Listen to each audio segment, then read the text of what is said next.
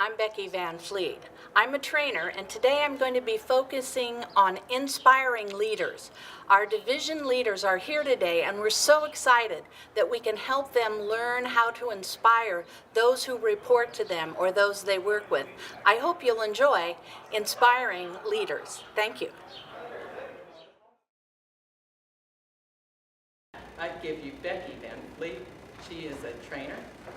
She's taught school for many years.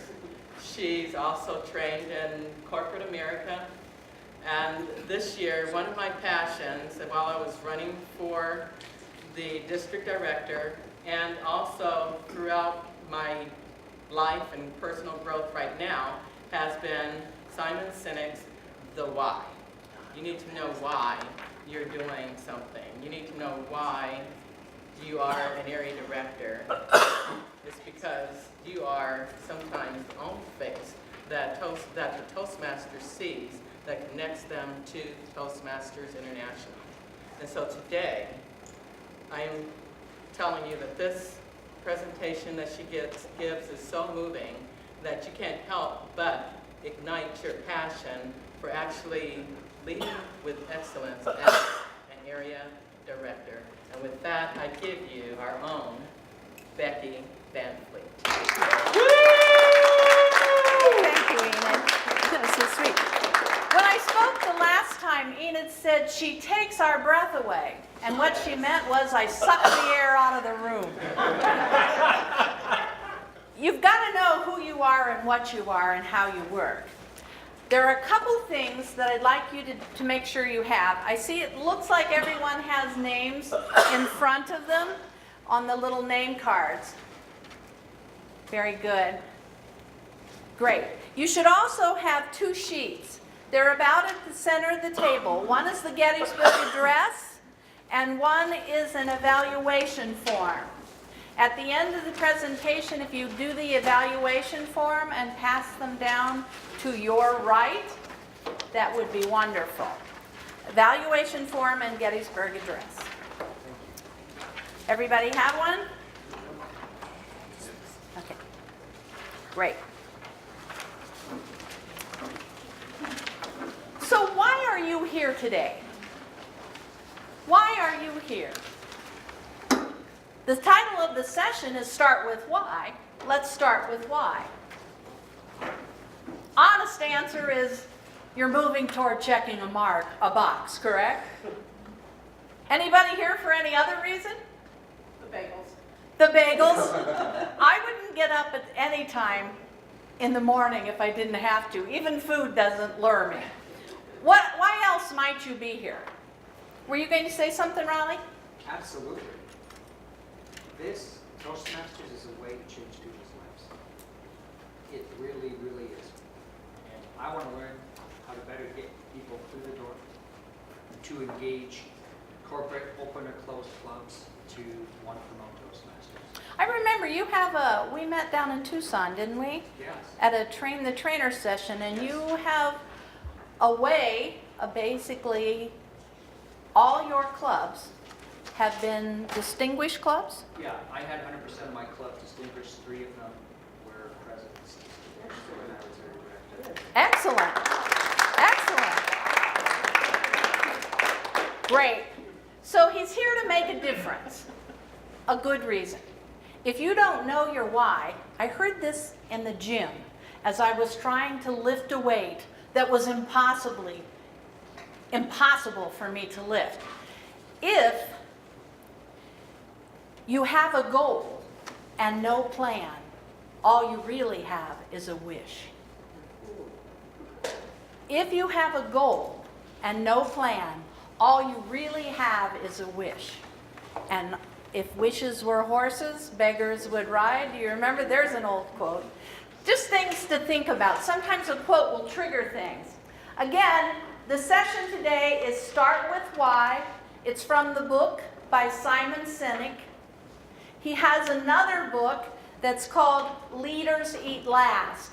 It tends to be about the military and how the military trains leaders.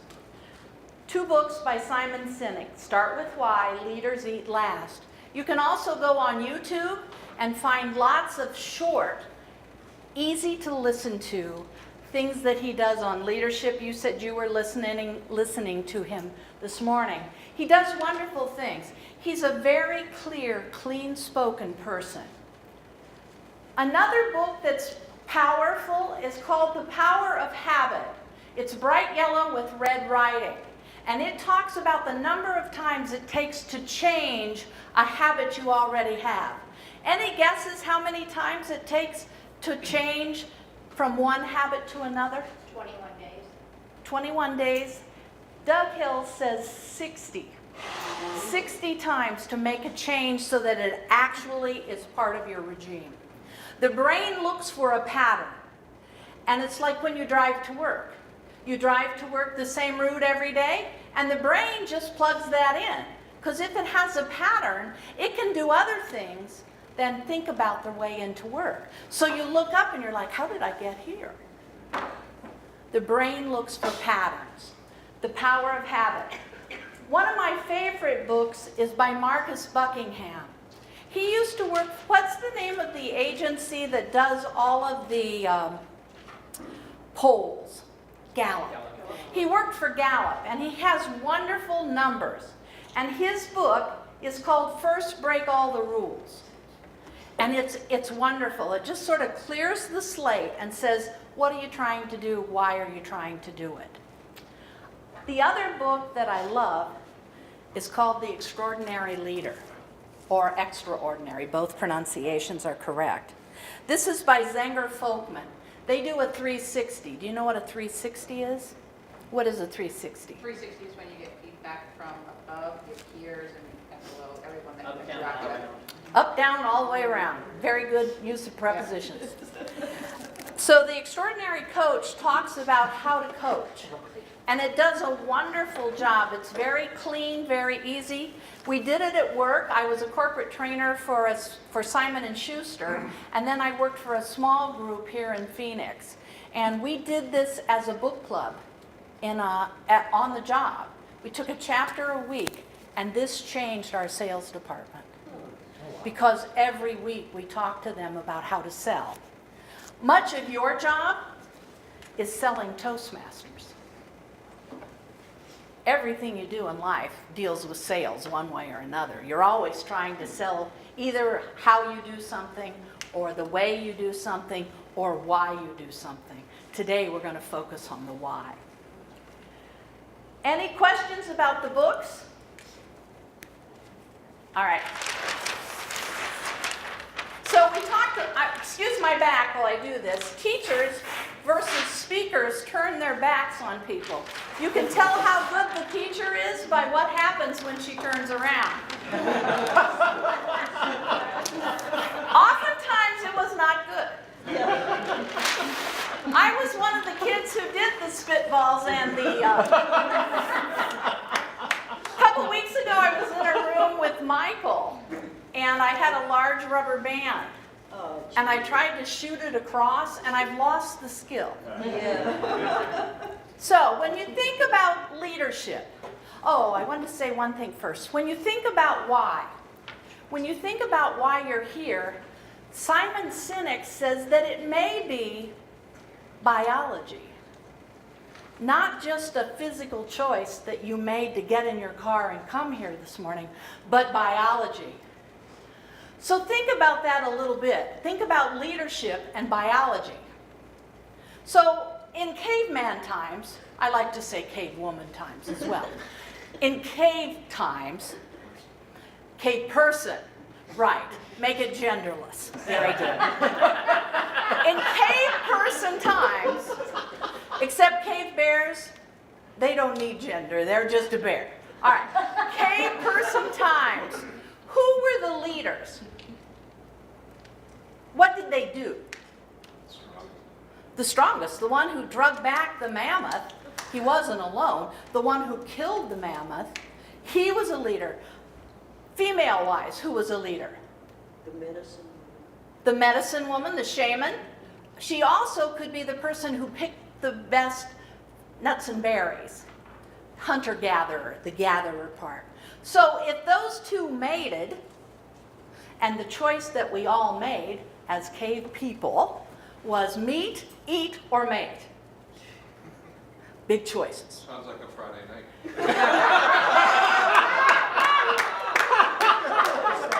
Okay.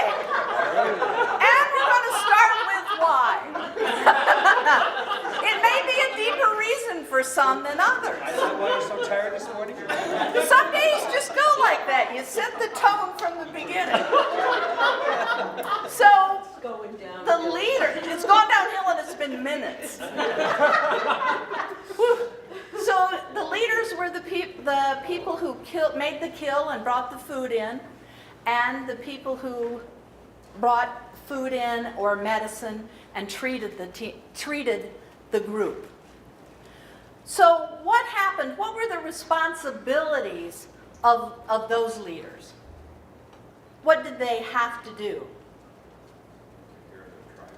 Yeah, they had the responsibility of caring for that tribe.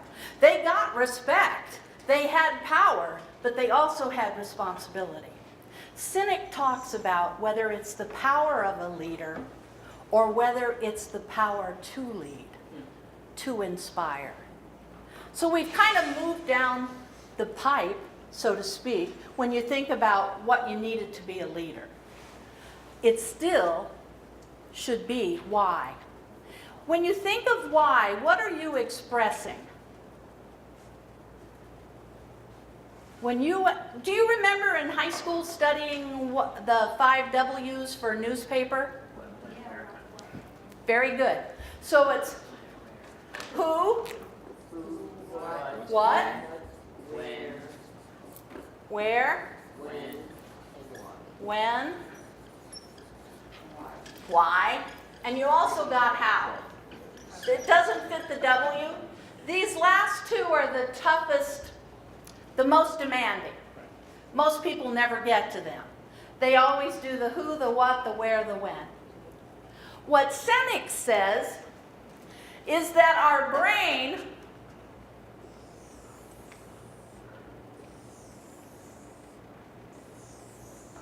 is made up of 3 layers. The outside layer is the neocortex. The inside 2 layers are the limbic system. Do you know what that means? What's the limbic system responsible for? Fight, flight. Emotion, basically.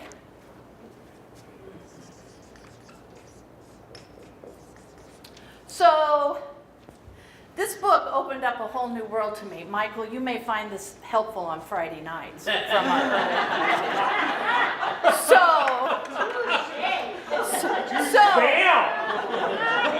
Just wait, the bullet hasn't been loaded yet. So, many times when people fall in love, and typically more men than women have trouble expressing that. And so the woman will say, "Why do you love me?" Because. Because.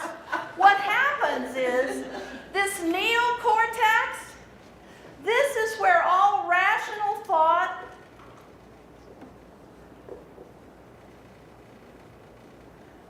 and where the language center is located. That's what alcohol must affect. No matter what. The limbic system is all emotions and has no language center. This is just women, right? So what happens is, asked to express your emotions, there is no language center in that part of the brain. So I just do. You're interviewing people on the job. You see wonderful resumes, excellent on-paper skills. Yet you get that person in the room and something tells you, not a match. Sometimes that's true. And sometimes it's somebody who's really good at writing but not so good with people. And so you have that gut instinct, something's not right. And it used to be, I worked in HR for a long time too, it used to be that you would say, oh, don't go with your gut, go with what's on paper. You have to use both. Because without the limbic system, without the emotional language to describe why that person fits or doesn't fit, then that's just skills. You don't really know what's there. Simon Sinek is going to use these 3 circles in his presentation as well. And I write this down before because he talks about it very quickly, and I want you to have it. He talks about this being the what, and this being the why. He gives the example of an Apple computer. You either like Apple products or you don't. Those of us who like them because we believe what Apple says. We do everything that isn't the status quo. I like that. I like to be a little bit off the cliff. Not Friday night cliff, but off the cliff. So I want to know why. Everybody will tell you what. When you sell things, you look for something called, you share what usually is called FAB statements. Features, advantages, benefits. If that's all you're talking about when you talk to your clubs, all they get is the what. They don't have any idea of the why, the belief that you have of what Toastmasters is doing. What we want is you to inspire others, to lead by inspiration. And to do that, the beliefs have to be strong. You have to know why you're in Toastmasters. Not to check a box, but because you're going to make a difference. It's in your heart. It's in your limbic system. It's your emotions. All right. So when you think about leadership, you think about 3 things: competence, passion, and organizational needs. I put Toastmasters needs because we're focused. When you think about competence, what are things that make up or compose competence? Body language. Say it again. Body language. Language or ability to speak, right? What else? Knowledge or expertise. Knowledge. Good. Experience. Experience. What else? Ability. Ability. And I'm going to put ability / talent. So for example, if a person is a baseball or a softball player and they walk up to the plate and they take the stance and they're ready and they know exactly when that bat is going to come in contact with the ball, that's a talent. It's an ability that they're born with. It can get better, it can improve, but it's already there. The other thing is skills. Passion. What is passion? Should I ask Friday night? No. All right. What is passion? Drive. Drive. Desire. Desire, right. And those 2 things together can make Friday night happen or not. Do you want to talk about it, Michael, or do you want to just... All right. Get your mind out of the what. Go to the why? All right. It gets ugly quick. All right, so now, the 3rd circle is Toastmaster needs. So when you think about needs, for example, the company I work for had a mission statement, and we dealt with allergens. We put together allergens to test for anything that you could get that would be a patch test. An example of our mission statement was, everyone deserves a diagnosis. Do you see how that's a why? Why are you in business? Because everyone deserves a diagnosis. It explains your why. So when you think about Toastmasters, where are you going to get the Toastmaster needs from? What are they expecting of you in your job? What is in the front of the Toastmaster Handbook on page 2, mission statement. What is the mission statement for Toastmasters? What does it ask for? What two Support, things? provide leadership and support. Go ahead. Personal growth and development.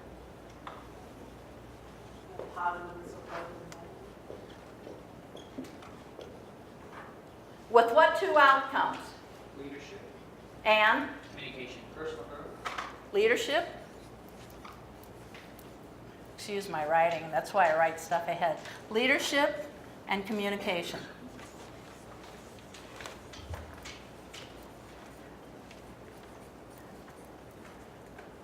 Area directors, what is your focus within that mission?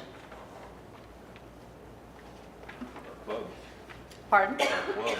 Focus on the clubs, making sure that you build leadership and communication and that the club is supported. So when it talks about leadership support, you're providing that.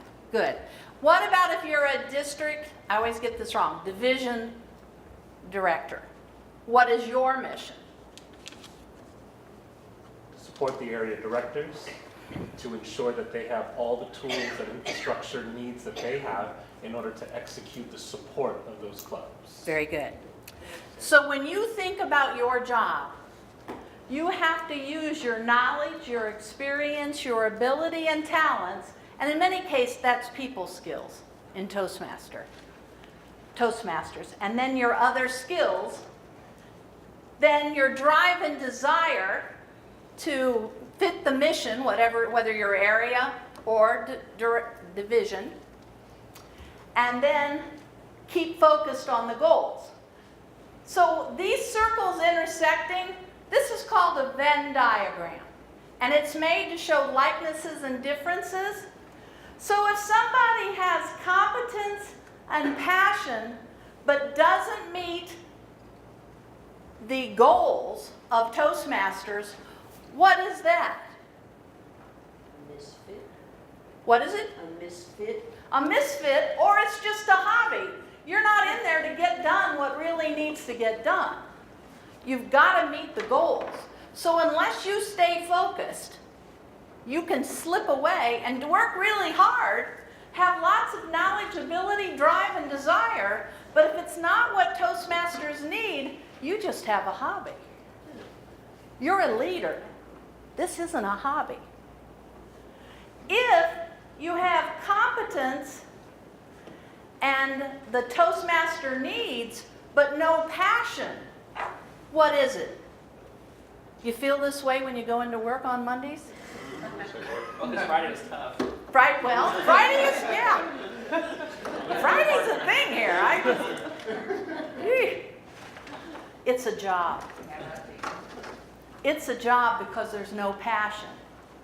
What if you have passion, the drive and desire, and you meet the Toastmaster needs, but you don't have competence? Where are you? How would you describe that person?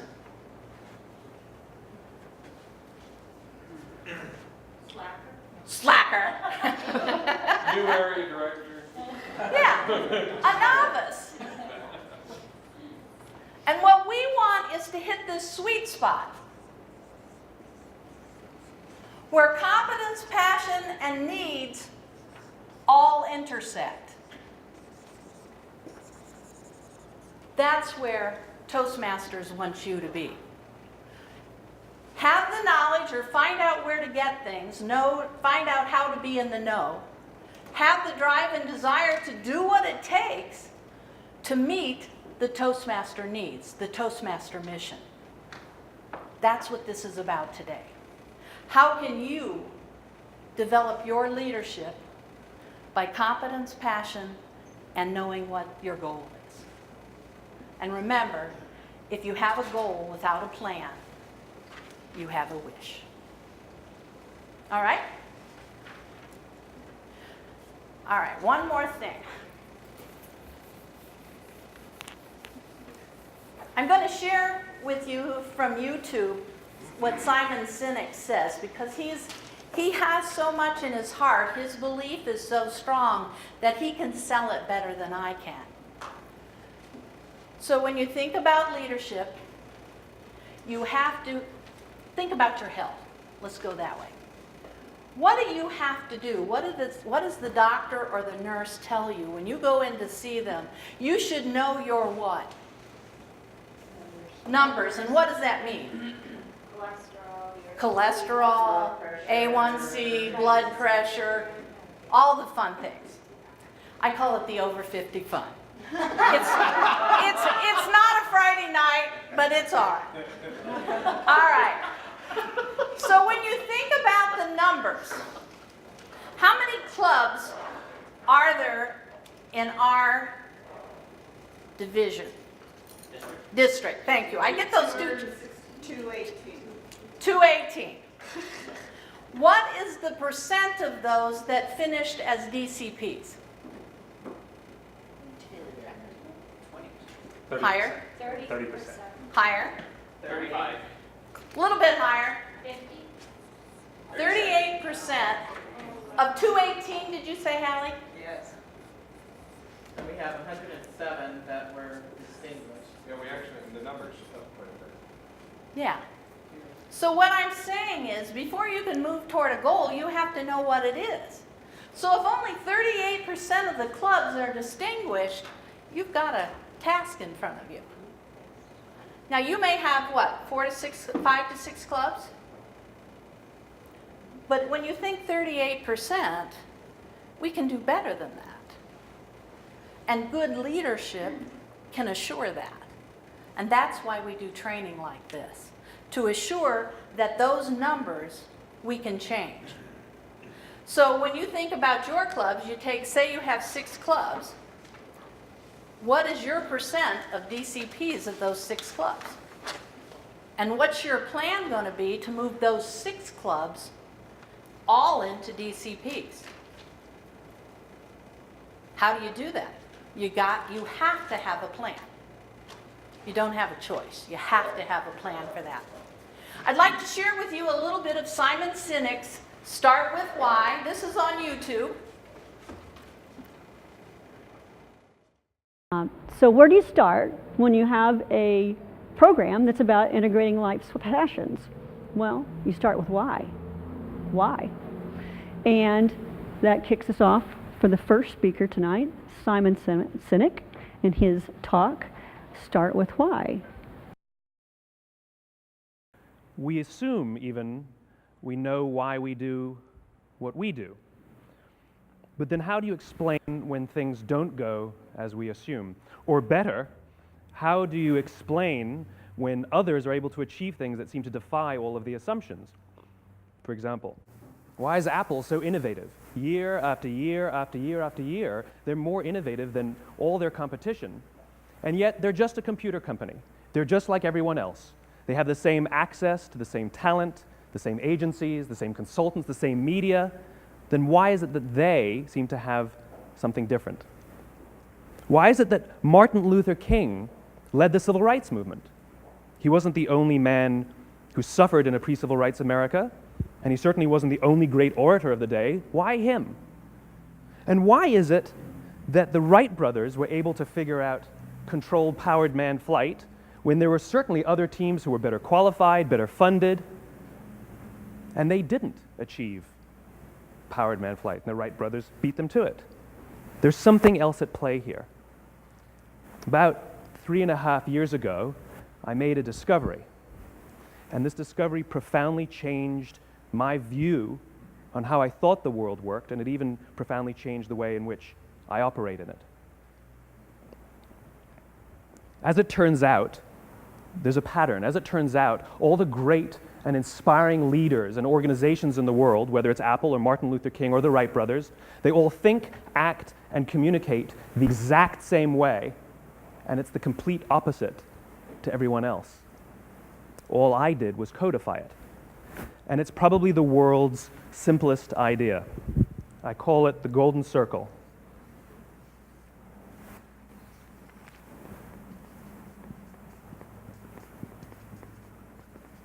Why, how, what? This little idea explains why some organizations and some leaders are able to inspire where others aren't. Let me define the terms really quickly. Every single person, every single organization on the planet knows what they do, 100%. Some know how they do it, whether you call it your differentiating value proposition or your proprietary process or your USP. But very, very few people or organizations know why they do what they do. And by why, I don't mean to make a profit. That's a result. It's always a result. By why, I mean what's your purpose? What's your cause? What's your belief? Why does your organization exist? Well, as a result, the way we think, the way we act, the way we communicate is from the outside in. It's obvious. We go from the clearest thing to the fuzziest thing. But the inspired leaders and the inspired organizations, regardless of their size, regardless of their industry, all think, act, and communicate from the inside out. Let me give you an example. I use Apple because they're easy to understand and everybody gets it. If Apple were like everyone else, a marketing message from them might sound like this. We make great computers. They're beautifully designed, simple to use, and user-friendly. Want to buy one?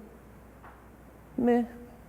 And that's how most of us communicate. That's how most marketing is done, that's how most sales is done, and that's how most of us communicate interpersonally. We say what we do, we say how we're different or how we better, and we expect some sort of behavior, a purchase, a vote, something like that. Here's our new law firm. We have the best lawyers with the biggest clients. We have, we always perform for our clients, do business with us. Here's our new car. It gets great gas mileage. It has, leather seats. Buy our car. But it's uninspiring. Here's how Apple actually communicates. Everything we do, we believe in challenging the status quo. We believe in thinking differently. The way we challenge the status quo is by making our products beautifully designed, simple to use, and user-friendly. We just happen to make great computers. Want to buy one? Totally different, right? You ready to buy a computer from me?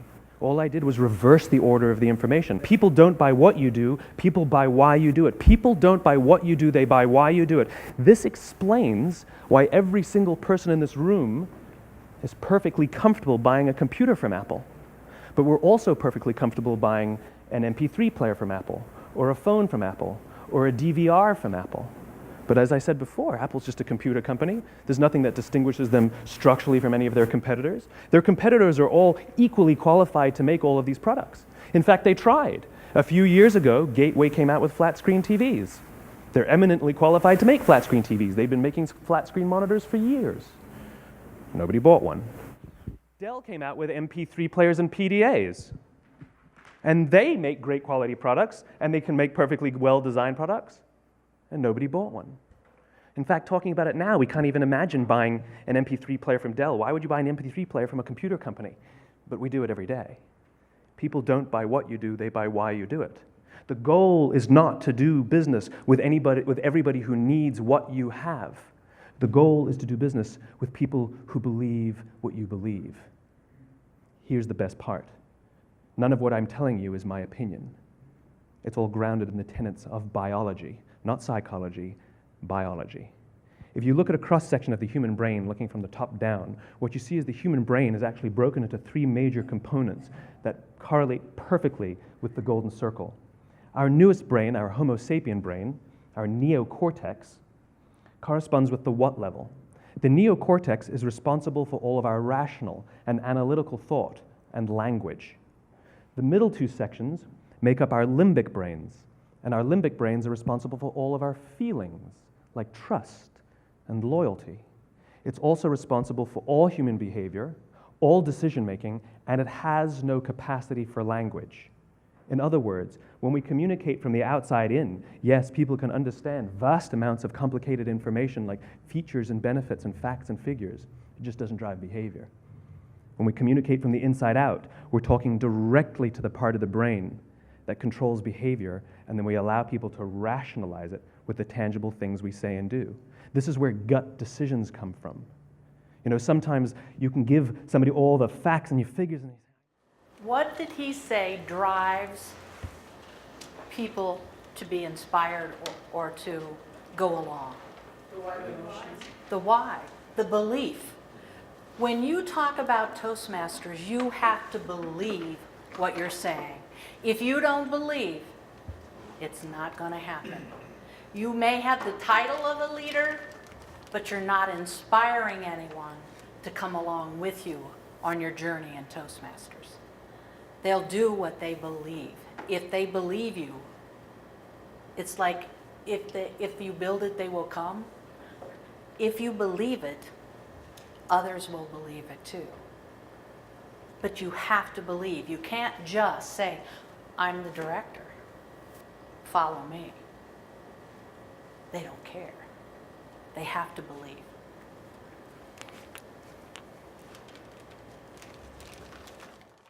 I know what all the facts and details say, but it just doesn't feel right.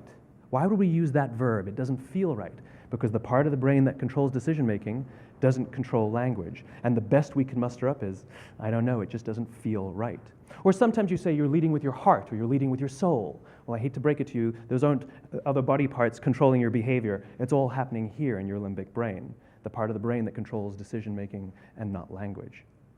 But if you don't know why you do what you do, and people respond to why you do what you do, then how will you ever get people to vote for you or buy something from you, or more importantly, be loyal and want to be a part of what it is that you do? Again, the goal is not just to sell people who need what you have. The goal is to sell to people who believe what you believe. The goal is not just to hire people who need a job. It's to hire people who believe what you believe. I always say that, there's if you hire people just because they can do a job, they'll work for your money. But if you hire people who believe what you believe, they work for you with blood and sweat and tears.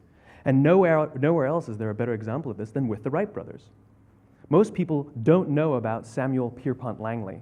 And back in the early 20th century, the pursuit of powered man flight was like the dot-com of the day. Everybody was trying it. And Samuel Pierpont Langley had what we assume to be the recipe for success. I mean, even now, you ask people, why did your product or why did your company fail? And people always give you the same permutation of the same three things. Undercapitalized, the wrong people, bad market conditions. It's always the same three things. So let's explore that. Samuel Pierpont Langley was given $50,000 by the War Department to figure out this flying machine. Money was no problem. He held a seat at Harvard and worked at the Smithsonian and was extremely well connected. He knew all the big minds of the day. He hired the best minds money could find, and the market conditions were fantastic. The New York Times followed him around everywhere, and everyone was rooting for Langley. And how come we've never heard of Samuel Pierpont Langley? A few hundred miles away in Dayton, Ohio, Orville and Wilbur Wright. They had none of what we consider to be the recipe for success. They had no money. They paid for their dream with the proceeds from their bicycle shop. Not a single person on the Wright brothers' team had a college education, not even Orville or Wilbur. And the New York Times followed them around nowhere. The difference was Orville and Wilbur were driven by a cause, by a purpose, by a belief. They believed that if they could figure out this flying machine, it'll change the course of the world. Samuel Pierpont Langley was different. He wanted to be rich and he wanted to be famous. He was in pursuit of the result. He was in pursuit of the riches. And lo and behold, look what happened. The people who believed in the Wright brothers' dream worked with them with blood and sweat and tears. The others just worked for the paycheck. And they tell stories of how every time the Wright brothers went out, they would have to take 5 sets of parts because that's how many times they would crash before they came in for supper. And eventually, on December 17th, 1903, the Wright brothers took flight. And no one was there to even experience it. We found out about it a few days later. And further proof that Langley was motivated by the wrong thing, the day the Wright brothers took flight, he quit. He could have said, that's an amazing discovery, guys, now I will improve upon your technology. But he didn't. He wasn't first, he didn't get rich, he didn't get famous, so he quit. People don't buy what you do, they buy why you do it. And if you talk about what you believe, you will attract those who believe what you believe. Well, why is it important to attract those who believe what you believe? Something called the law of diffusion of innovation. And if you don't know the law, you definitely know the terminology. The first 2.5% of our population are our innovators.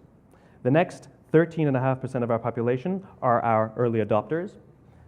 The next 34% are your early majority, your late majority, and your laggards.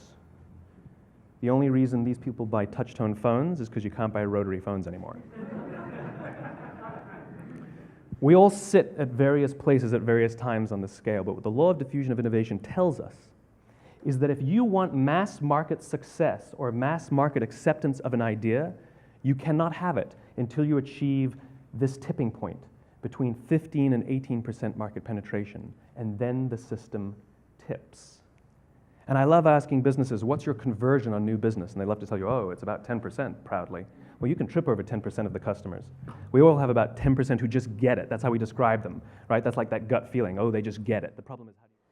So in a classroom, 10% of the students in that classroom could do it without the teacher. That's what he's saying about those innovators. 10% you're going to have no matter what. And yet we lose 33% of our members every year. What do we need to do? What belief do we need to express to sell that idea? To make those people want to believe? To make them feel like Toastmasters like we feel about Toastmasters? How do you do that? What did he say about hiring people? Do you remember what he said about belief? What happens, the difference between hiring the best person on paper versus the best person who goes along with what your company's mission is? What makes those people go along with that mission? Yeah, they're into the why. And they'll work the extra hours. Those are basically your salaried people, is what they are. They're going to do it till the job is done. It doesn't make any difference how long it takes. It doesn't make any difference how painful it is. It's getting it done because they bought into the why. Their soul is with you. Their heart is with you. It's with the company. And once a company can do that, once Toastmasters can do that, then those 33% that turn around decrease. The 10% who are there because they're going to be there no matter what are there, and they lead the others to believe to come to where they are. You are the 10%. You're probably a little less than the 10%. So you've got to get people to buy in. Did you want to say something?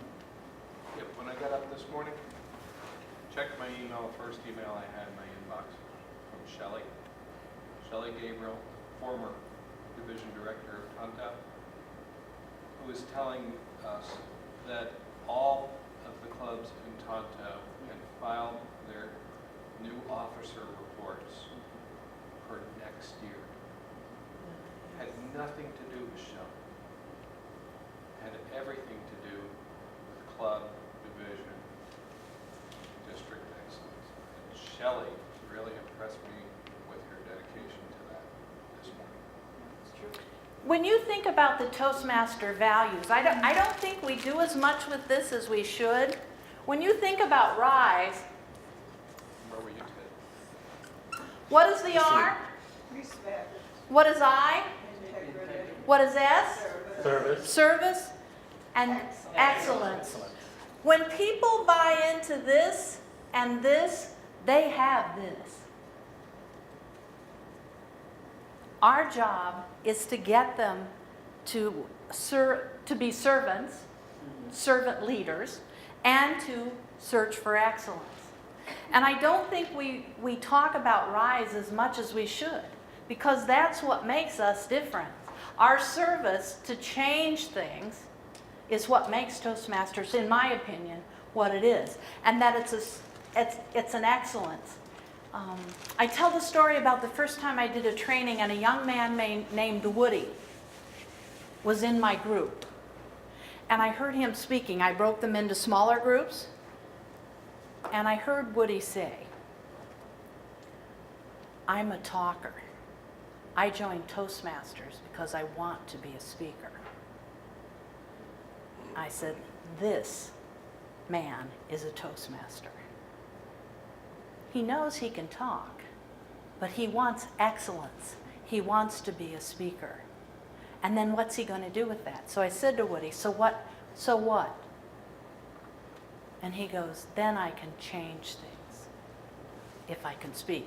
Teddy? You know, one of the things that when I was watching Simon Sinek again, and this is my third time watching this clip, I love how he focused on the motivation of how the Wright brothers versus the other gentleman, I forget what his name is.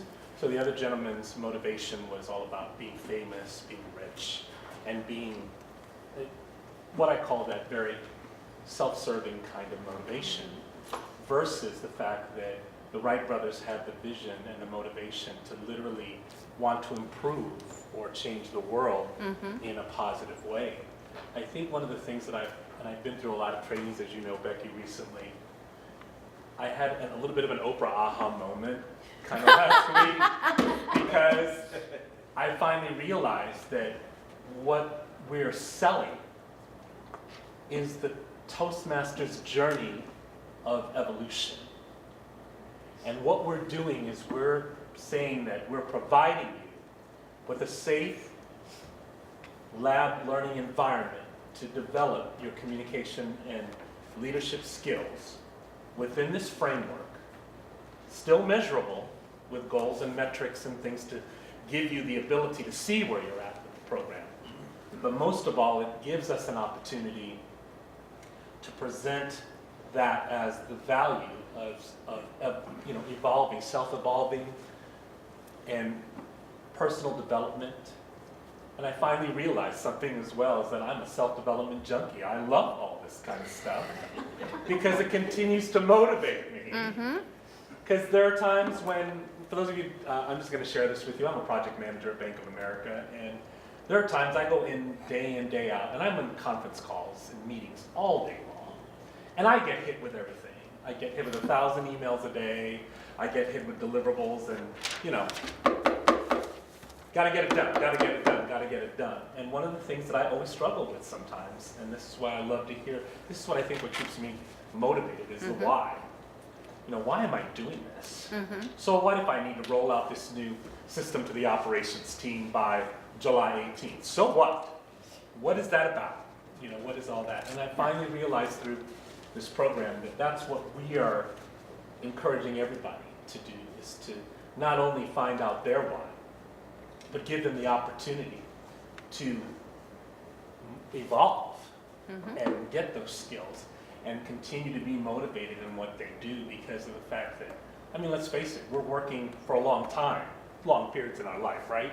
That literally, I think that's one of the hardest things to do, is to stay motivated and to stay inspired by what you do. And that's what I think, that's why I really believe in this organization, because now I'm not saying that, obviously we don't have work to do. We do have work to do, but really the goal of it really is pretty amazing to me, as far as what we can provide and what we can do, given the structure that we do have in place. The thing that I've noticed, I retired at the end of last July. And for the first time in my life, I didn't have a plan. And I remembered a session that we did in leadership training on relevance. So what do you do to stay relevant? I have friends my age who stopped listening to the news. They don't want to hear it because it's just too negative. They don't want to see or hear what's going on, because that way you don't have to deal with it. You don't have to deal with it, but are you relevant? Can you make change if you don't know what's going on? And it's asking the questions. It's like you say, what do I do to keep myself going, to stay relevant? And it's not an easy thing. It would be a great topic for discussion, and it's another relevant is another aspect of leadership. It's what you're leading people to, relevant. Toastmasters has relevance. It can make them better communicators. Whether they're texting, whether they're talking, whether they're speaking, whether they're listening, it can improve that, and it can make them a better leader, because we talk about things like this and then we go out and try practical application of it. And what Sinek is doing and talks about in the rest of his presentation, which we'll look at, is that same thing. So it's finding that relevance. It's not just that Maddie made all the copies for the training for TLI. It's not just that She did that. She did that so people could take those ideas home and practice them in their club. They see the training, they have the information, and then they use it. But it makes no difference if there's not relevance by the people who are hearing it.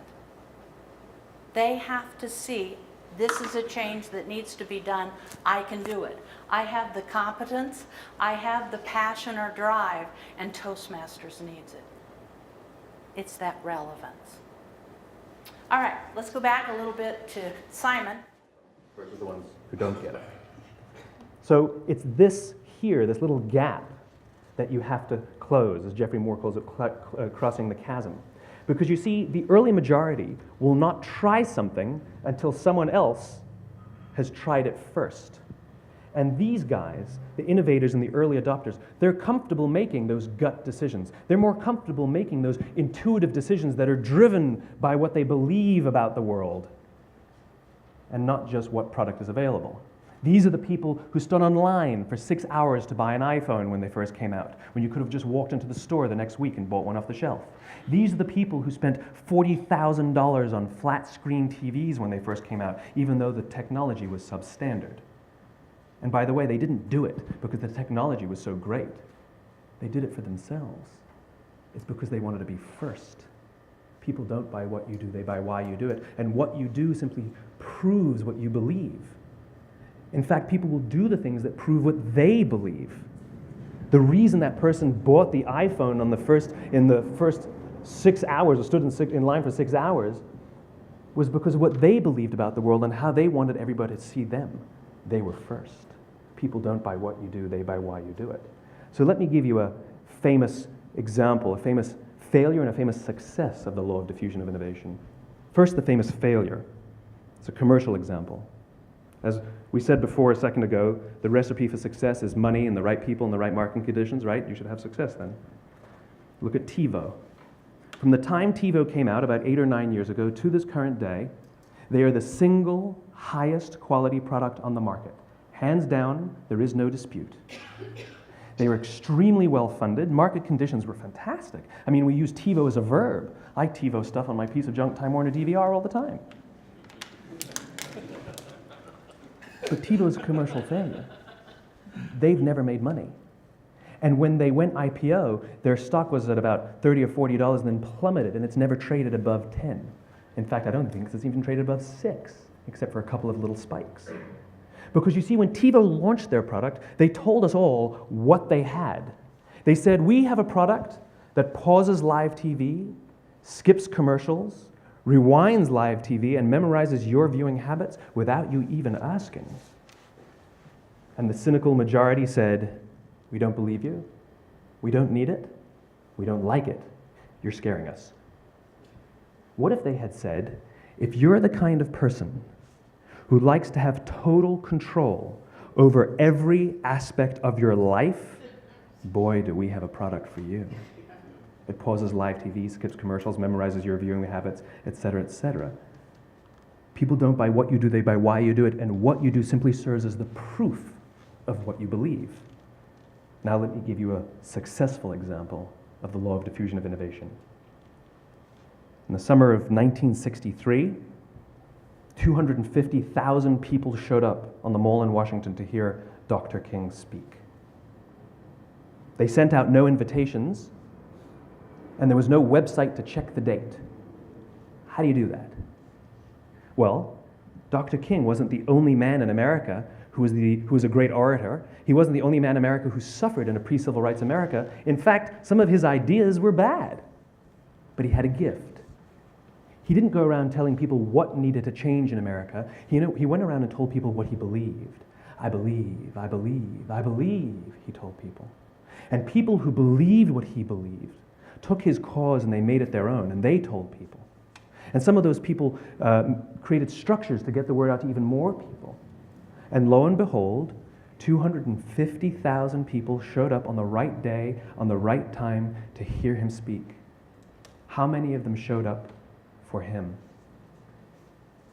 0. They showed up for themselves.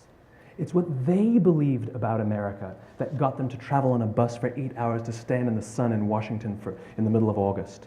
It's what they believed, and it wasn't about black versus white. 25% of the audience was white. Dr. King believed that there are two types of laws in this world, those that are made by a higher authority and those that are made by man. And not until all the laws that are made by man are consistent with the laws that are made by the higher authority will we live in a just world. It just so happens that the civil rights movement was the perfect thing to help him bring his cause to life. We followed him not for him, but for ourselves. And by the way, he gave the I have a dream speech, not the I have a plan speech. Listen to politicians now with their comprehensive 12-point plans. They're not inspiring anybody. Because there are leaders and there are those who lead.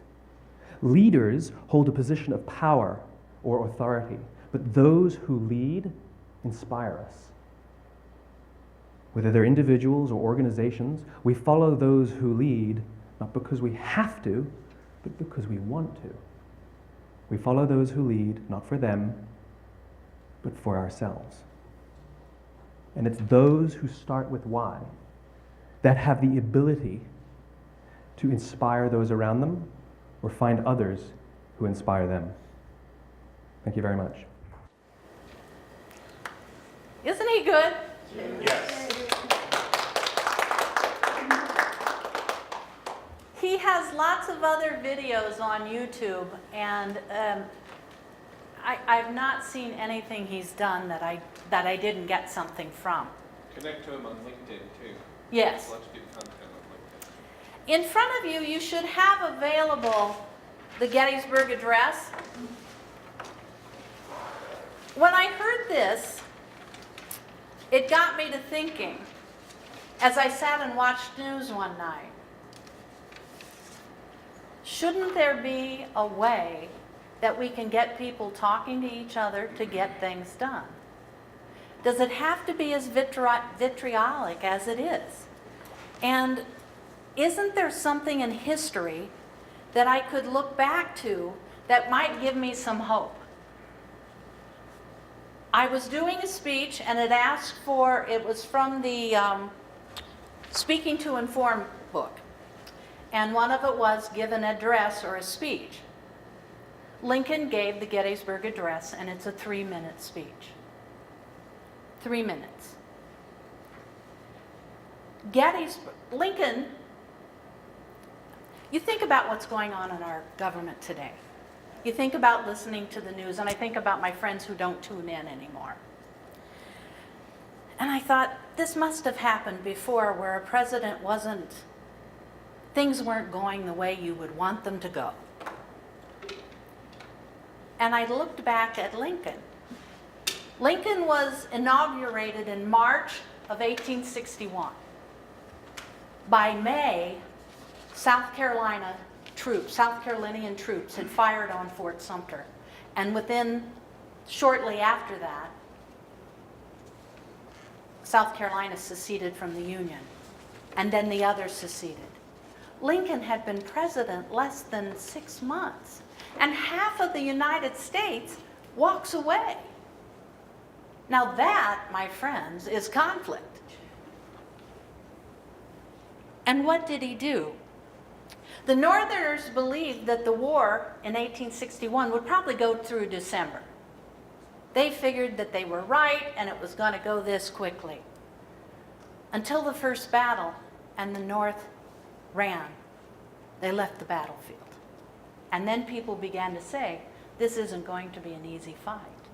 The South was fighting for its rights to survive as well. Things got worse and worse.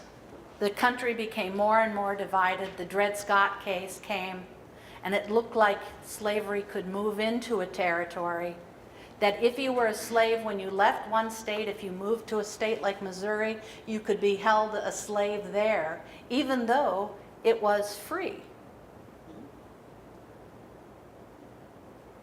Lincoln, in 1863, got passed the Emancipation Proclamation. And in July of 1863, one of the most intense battles of the Civil War took place. In that battle, there were about 29 million people in the United States at that time, North and South.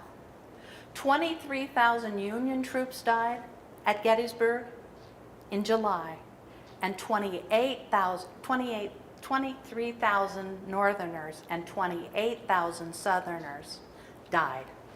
And more than 1,000 mules and horses. July on the east, in the east. Not a good time. You've got all these bodies piling up. The South left, and so their troops, the bodies of the Southern men were there in the field as well. They could dig a big hole and burn the horses and mules, but they didn't want to desecrate the bodies. What do you do, and how do you bring a nation together? What do you use as a why that can get people to come back together? Do you do it today by sending out a tweet? Doesn't seem to be the answer. If you'll bear with me, look at the Gettysburg Address and let's see what Lincoln did. 77 years ago, our fathers brought forth on this continent a new nation, conceived in liberty and dedicated to the proposition that all men are created equal. Now we are engaged in a great civil war, testing whether that nation or any nation so conceived and so dedicated can long endure. We are met on a great battlefield of that war. We have come to dedicate a portion of that field as a final resting place for those who gave their lives that the nation might live. It is altogether fitting and proper that we should do this. But in a larger sense, we cannot dedicate, we cannot consecrate, we cannot hallow the ground.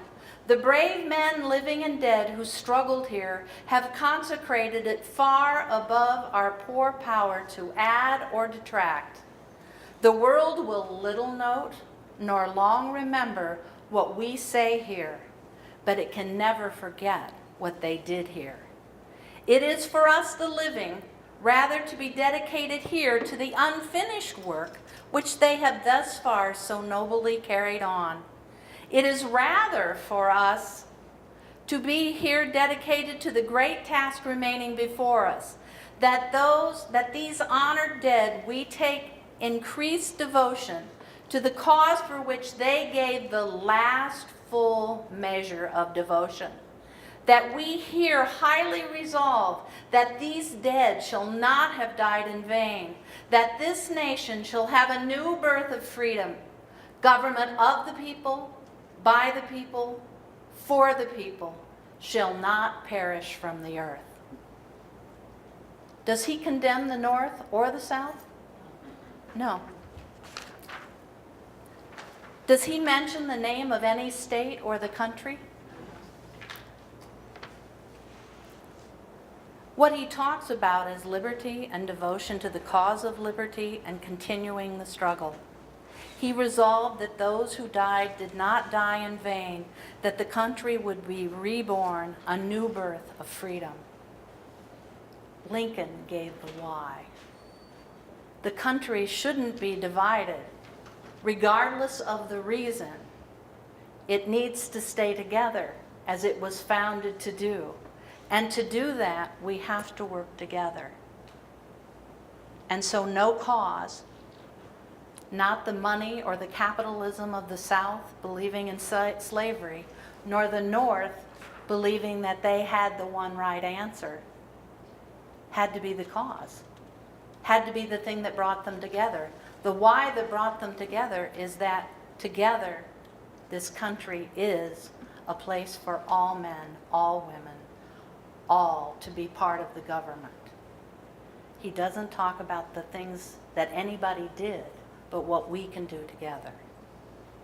He found his why. He did it in 3 minutes and saved a nation. When you think about why, you can save clubs, you can save whatever you want to say. People don't buy what you do, they buy why you do it. And you're the leaders to to be the why for Toastmasters. Thank you.